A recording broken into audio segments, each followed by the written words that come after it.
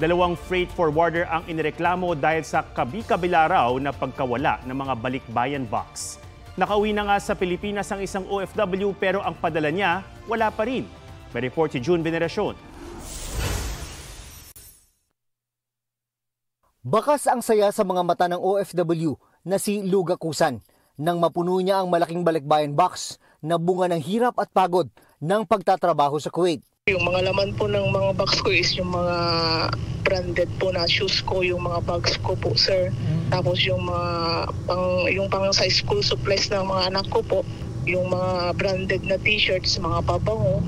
Agosto nung nakarang taon nang kolektahin ang balikbayan box ng Luzon Express Cargo. Lumipas ang Pasko at bagong taon. Wala pa rin nakakarating sa kanyang mga mahal sa buhay. Hindi naman po namin pinulot yung mga laman na linagay.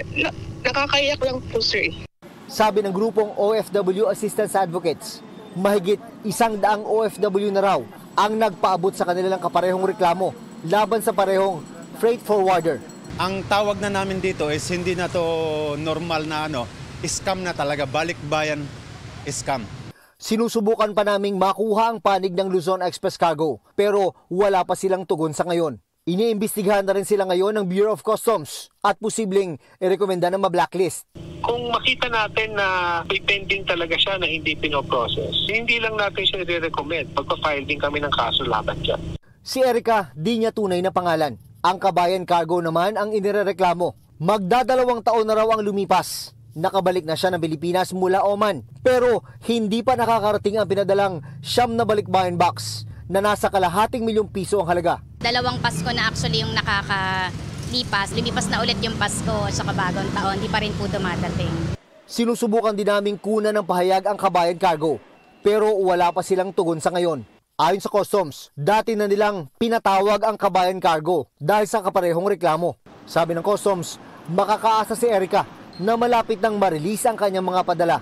Tungkol dun sa Kabayan, na ang kanilang local forwarder, yung sa Renz World, matapos yung kanilang pagharap sa atin, nag-commit sila na aayusin, at babayaran nila at i-deliver yung mga 3 container yan na na-abandon nila dito.